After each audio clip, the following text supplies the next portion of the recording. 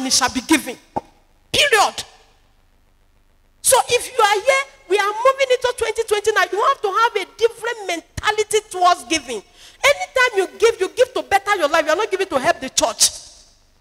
Yes. Okay, look at what we are reading here. And I just told us now that this same passage repeated itself in Old Testament, the book of Kings. Where this woman who inherited poverty and inherited debt came to the man of God. The man of God said, what do you have at home? And it is that same thing she has at home that was multiplied. It was not my own they collected and give to her. What she has is what was multiplied. Sometimes you need to give out to multiply. If you say this message not be for me, the blessing not go be for you. Period. Nobody is doing anybody. If you say if the Lord made the call offering 1,000 times, me na 5 naira they give, you remain at the level of 5 naira.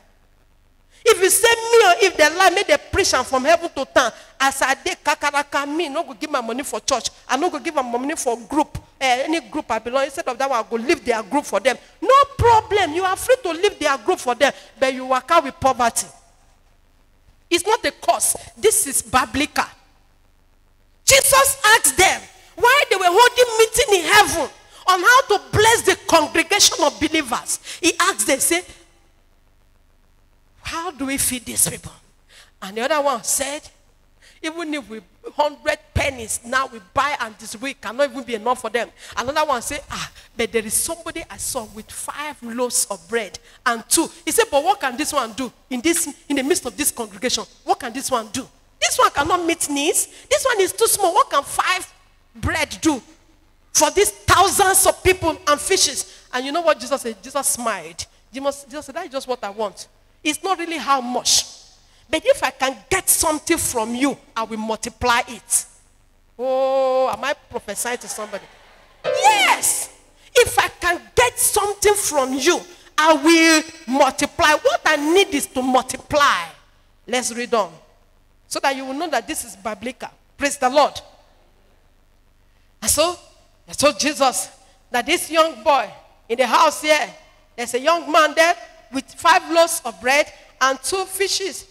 He said, but what can this one do for this many people, for this crowd? And look at verse 10. And Jesus said, make the men sit down. Now, there was much grass in the place, so that the men sat down in number about 5,000. About 5,000. So now this about 5,000, what can 5 loaves of bread do here? But it will do something here because we serve a multiplier. Today, whatever you are giving and you are going to give today shall be multiplied in Jesus' name. And look at verse 11. It says, and Jesus took the loaves, and when he had given thanks, have you seen thanks here? That is where I'm really going to. When Jesus took the loaves, he took the little that they brought, he gave thanks. The benefit of thanksgiving. When Jesus collected it, he gave what? Thanks. He gave thanks to God. He glorified God. Anytime we thank God, we don't know what we are doing for ourselves. We are opening doors. We are creating rooms for increase. We are creating room for multiplication. And Jesus gave thanks. Today, the benefit of this thanksgiving shall bring great increase into your life. Or you are not saying amen? And Jesus gave thanks. That is my major point here. Thanks. Jesus gave thanks. The benefit of thanksgiving. When Jesus gave thanks, what happened? When Jesus gave thanks, what happened? He said he distributed to the disciples and the disciples to them that were set down. And likewise of the fishes as much as they would. Verse 12. When they were filled, he said unto the disciples, gather the fragments that remains, and nothing should be lost. Verse 13, where we'll stop. Therefore, they gathered them together and filled 12 baskets. Praise the Lord. Are we seeing that? And they filled 12 baskets with fragments of the 5 barley loaves, which remained over and above unto them that had eaten. The benefit of thanksgiving. That 5 loaves of bread and the 2 fishes, when Jesus collected it, he thank God for that. And after he gave that thanks, after the thanksgiving, the Bible said that the bread increased. They were sharing for people. Over 5,000 people were fed, and yet they could have 12 baskets full remaining for 2020. A bigger clap offering. This Thanksgiving today, we have offered to God.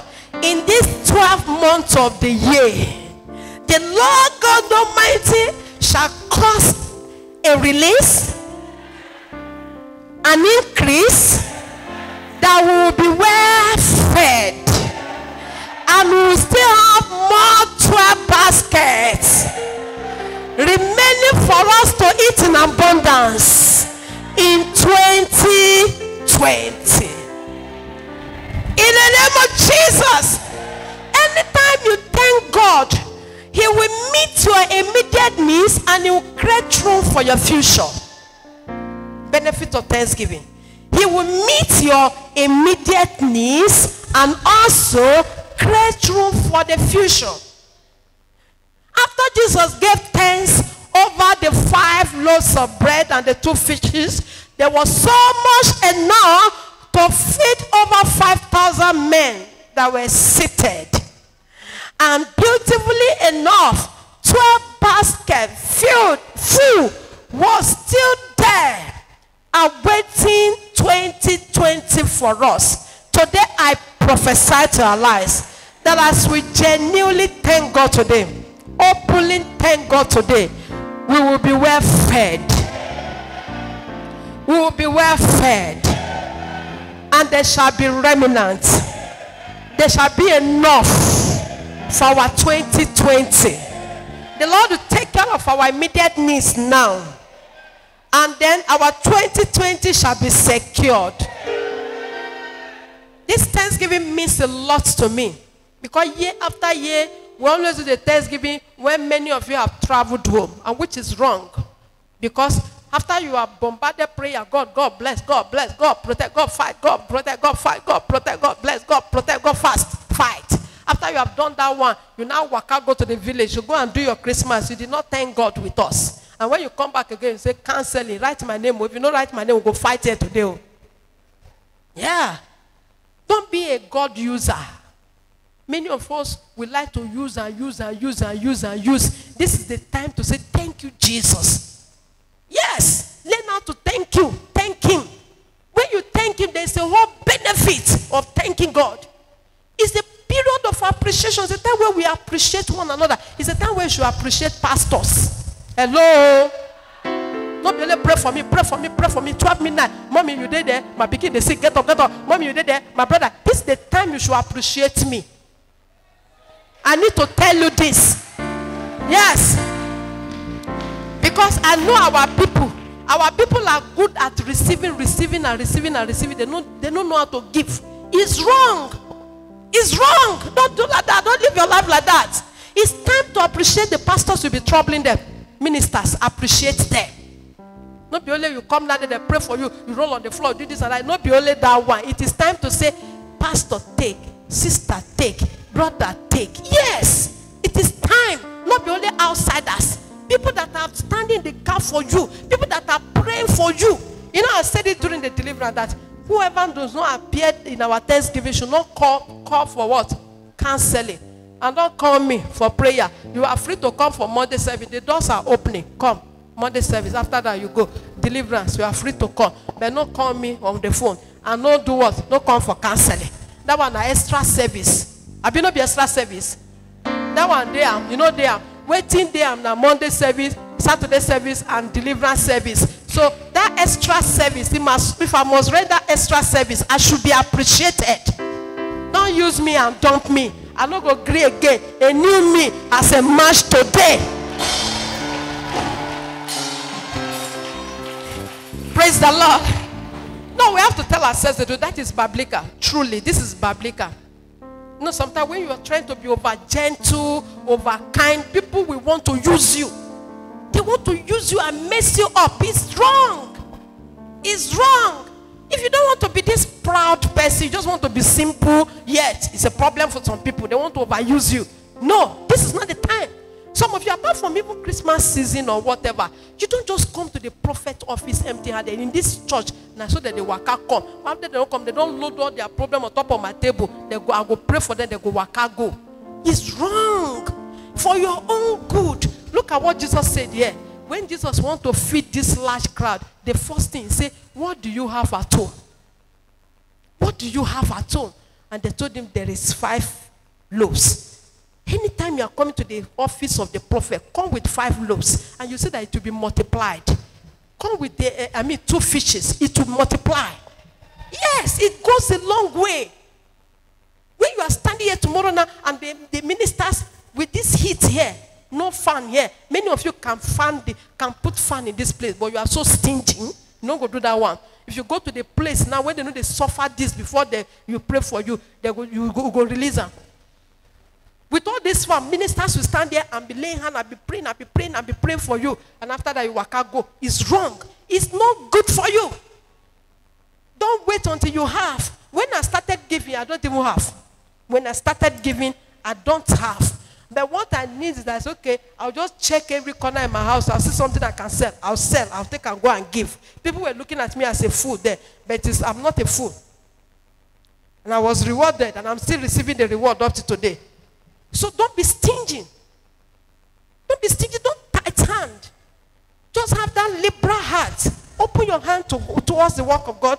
Open your hand towards people that are standing the gap for you. It's not easy to stand the gap for people. Yes. Not easy. One day a brother came here. That is where I'll round my message. A brother came here after the prayer. He left. He called me. Counselor, I will never forget that. We're under the canopy then. He called me. He said, Mommy, run. I said, where am I running? Where are you? What is happening? Where am I running? He said, I'm in my house already. Run. I said, what is he? He said, the people that want to kill me, they say, now you collect me from their hand, that they are coming after you. I laughed. I said, let them come now. They go meet my God in the house. He was shouting. He was screaming. He said, Mommy, run. I said, where am I running to? I'm not running. I'm doing the work of my Father, which he has sent me to do. I'm not running anywhere. He said, the people that want to kill him, when they saw him, they now say, who set you free? Who removed you from our hand? We are going after that person. So now, if not for the calling of God upon my life, many of the attack that could have come to me because of you could have been so much. I laughed. And the brother was crying, weeping. The following Monday he came. He saw me. He said, are you a spirit? Are you a human being? I said, what happened? He said, many people that tried to help him, they killed them. His case was so terrible. I said, well, they can't kill me because I'm only doing the work which I am sent to do. I have been anointed to do it. And no one can kill me for that. Did I collect money from your hand? He said, no. I said, hey, I only render my service. Why should they kill me? He said, I'm telling you what has been happening. So it's not an easy thing. Deliverance ministry is the toughest ministry. Deliverance ministry. Deliverance ministry. You know, there's some normal Sunday service where nobody even mention the devil before you come out there. But here, we will look for trouble. We will face the trouble. We will fight the trouble. We will conquer the trouble. And you go home victorious. Jam your hands to Jesus. Appreciation. Rise up on your feet and let's give God the glory.